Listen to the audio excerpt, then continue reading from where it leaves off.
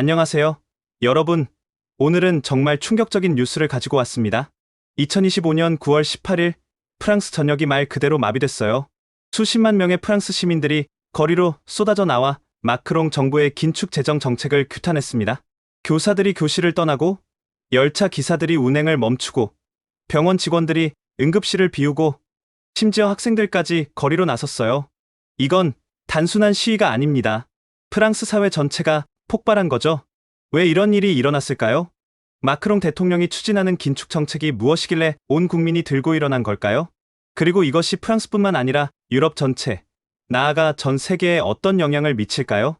오늘 저와 함께 이 국가 마비 운동의 배경과 의미를 깊이 있게 파헤쳐 보겠습니다. 구독과 좋아요 잊지 마세요. 위기의 신호들 마크롱 정부의 긴축 함정? 자, 먼저 이 시위가 왜 일어났는지 배경부터 살펴볼게요. 프랑스가 지금 어떤 상황에 처해 있는지 이해하셔야 해요. 프랑스는 현재 심각한 재정 위기에 직면해 있습니다. 국가 부채가 GDP 대비 113%에 달해서 이게 얼마나 심각하냐면 주요 선진국 중에서 가장 높은 수준이에요. 유럽연합의 재정 규칙에 따르면 회원국의 재정 적자는 GDP의 3%를 넘으면 안 되는데 프랑스는 이미 이 기준을 훌쩍 넘어버렸어요. 마크롱 대통령은 이 문제를 해결하기 위해 440억 유로, 우리 돈으로 약 65조 원 규모의 지출 삭감을 발표했습니다. 새로 임명된 총리 세바스티앙 르코르뉴가 취임한 지 불과 며칠 만에 내놓은 정책이에요. 그런데 이 정책의 내용을 보면 정말 충격적입니다. 공공서비스 예산을 동결하고 공휴일 2일을 폐지하고 퇴직 연령을 62세에서 64세로 연장한다는 거예요. 병원 예산을 10% 감소시키고 교육 예산도 대폭 삭감하겠다고 했어요. 여기서 중요한 건 이게 처음이 아니라는 점입니다. 지난 7월에 사임한 프랑수아 바이루 전 총리도 비슷한 긴축안을 내놓았다가 불신임 투표로 물러났거든요. 그런데 지금 또 같은 정책을 들고 나온 거죠. 마크롱 대통령 임기 중에 벌써 총리가 5번이나 바뀌었어요. 이게 정부의 불안정성을 보여주는 상징적인 지표죠. 시민들이 왜 항상 우리만 희생하나? 라고 외치는 이유가 여기에 있어요. 특히 불공평함이 더 큰 문제예요. 부유층에 대한 최고 세율은 45%로 유지하면서 중산층과 저소득층의 부담만 늘리고 있거든요. 경제학자 가브리엘 주크만의 연구에 따르면 부유층 세금을 제대로만 걷어도 100억 유로를 더 확보할 수 있는데 정부는 이 제안을 계속 무시하고 있어요. 거리의 목소리, 시위 현장의 생생한 모습. 그러면 실제 시위 현장은 어땠을까요? 9월 18일 하루 동안 프랑스 전역에서 40건 이상의 집회가 열렸어요. 노조 추산으로는 참여 인원이 80만 명을 넘어섰다고 해요.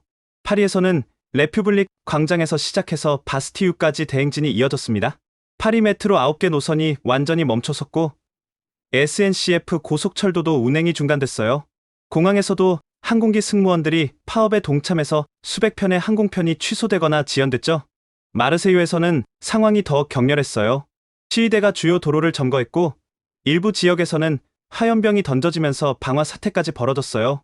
리옹에서는 대학생들이 캠퍼스를 봉쇄하고 미래를 훔치지 마 라는 플래카드를 들고 시위했습니다. 주요 슬로건들을 보면 시민들의 분노를 확실히 느낄 수 있어요. 부자를 세금으로 때려라, tax the rich. 공공 서비스를 지켜라. 예산은 거리가 결정한다. 이런 구호들이 프랑스 전역에서 울려 퍼졌어요. 교사들은 교육이 상품이 아니다라고 외치며 교실을 떠났고 병원 직원들은 의료 붕괴를 막자며 응급실 운영을 중단했어요. 심지어 소방관들까지 우리도 시민이다라며 시위에 동참했죠. 소셜미디어에서의 반응도 뜨거웠어요. X에서는 프랑스 파업 해시태그가 트렌드 1위에 올랐고 한 사용자는 르코르뉴 총리 취임 첫 주에 이게 무슨 소리냐? 마크롱 시대의 종말이다 라고 포스팅하며 시위 현장 사진을 실시간으로 공유했어요. 인스타그램과 틱톡에서도 젊은 시위 참가자들이 우리 미래를 지키자는 메시지와 함께 시위 영상을 계속 업로드했습니다. 특히 Z세대들의 참여가 눈에 띄었는데 이들은 기성세대와 달리 디지털 네이티브답게 실시간으로 전 세계에 자신들의 목소리를 전파했어요. 심층 탐구 왜 지금? 왜 이렇게 폭발했나?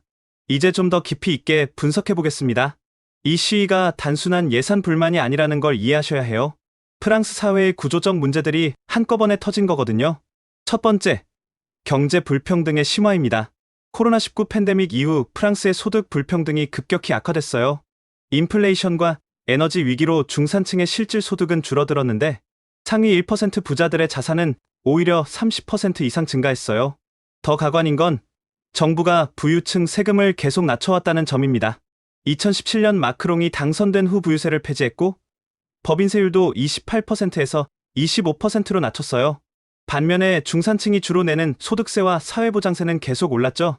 경제학자 토마 피케티가 최근 발표한 보고서에 따르면 프랑스 상위 10%가 전체 부의 55%를 차지하고 있어요. 이는 미국 다음으로 높은 수준입니다. 그런데 정부는 이런 부자들한테는 세금을 덜 걷고 서민들한테만 긴축을 강요하고 있는 거죠. 두 번째, 정치 시스템에 대한 불신 증폭입니다. 마크롱은 2017년 개혁의 사자로 당선됐지만 지금 지지율이 28%까지 떨어졌어요. 2024년 파리 올림픽이 성공적으로 끝났는데도 불구하고 말이죠. 더 심각한 건 정부의 불안정성이에요. 마크롱 임기 중에 벌써 5명의 총리가 바뀌었거든요. 에드와드 필립, 장 카스텍스, 엘리자베스 보른, 가브리엘 아탈, 프랑수아 바이루, 그리고 지금의 세바스티앙 르코르뉴까지. 이런 잦은 교체는 정책의 일관성을 해치고 시민들의 불신을 키워요. 특히 바이루 전 총리가 비슷한 긴축안으로 불신임당한 지 불과 몇 달 만에 똑같은 정책을 또 내놓으니 시민들이 정부가 우리를 무시하고 있다고 느끼는 거죠. 세 번째, 프랑스 노조의 역사적 힘입니다. 프랑스는 유럽에서 노조 활동이 가장 활발한 나라 중 하나예요.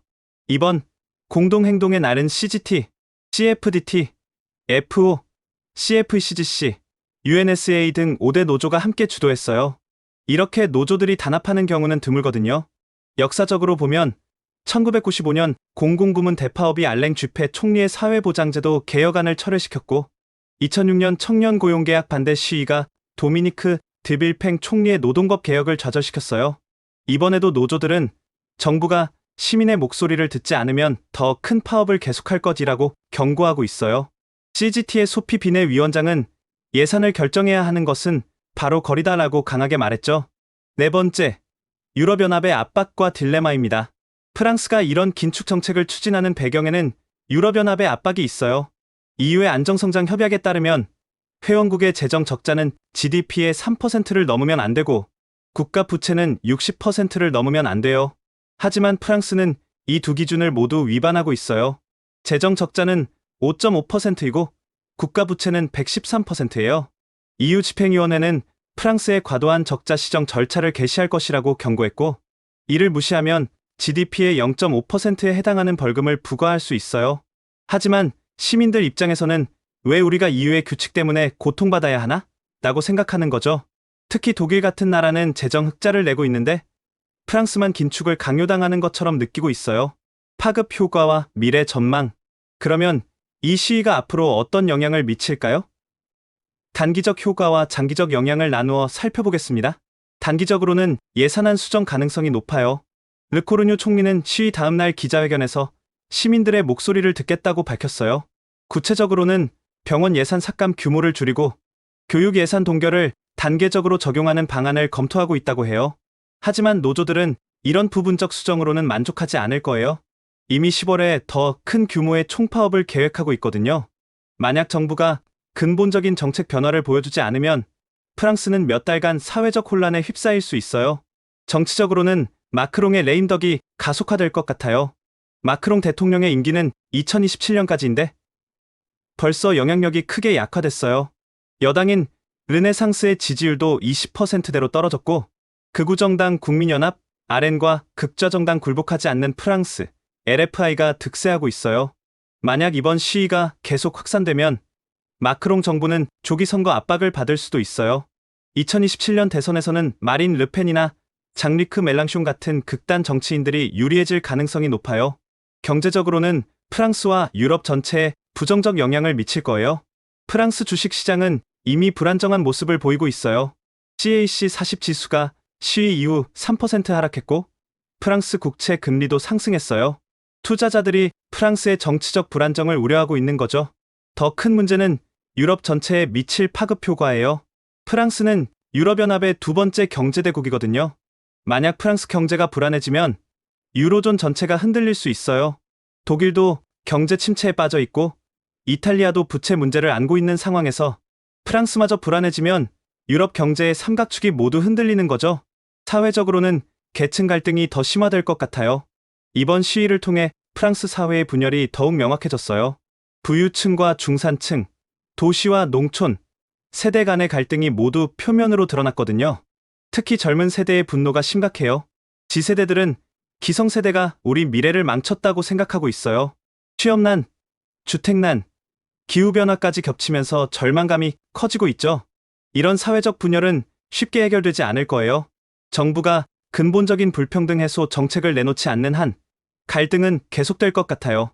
글로벌 관점에서 본 의미, 이번 프랑스 시위를 우리나라나 다른 나라와 비교해보면 어떨까요? 한국과의 유사점도 있어요. 우리나라도 최근 부동산 가격 급등, 청년 취업난, 연금 개혁 논란 등으로 사회적 갈등이 커지고 있거든요. 특히 MZ세대의 불만이 높아지고 있는 점은 프랑스와 비슷해요. 다만 한국은 노조의 힘이 프랑스만큼 강하지 않아서 이런 대규모 시위로 이어지지는 않고 있어요. 하지만 온라인 공간에서는 비슷한 불만들이 계속 표출되고 있죠. 미국과 유럽의 차이점도 흥미로워요. 미국에서는 트럼프 행정부가 감세 정책을 추진하고 있는 반면 유럽에서는 긴축 정책이 주류예요. 이런 정책적 차이가 사회적 반응에서도 다르게 나타나고 있어요. 미국에서는 개인의 책임을 강조하는 문화가 강한 반면 유럽에서는 국가의 역할을 중시하는 문화가 강해요. 그래서 프랑스에서는 공공 서비스 축소에 대한 반발이 더 클 수밖에 없죠. 중국이나 일본과의 비교도 의미가 있어요.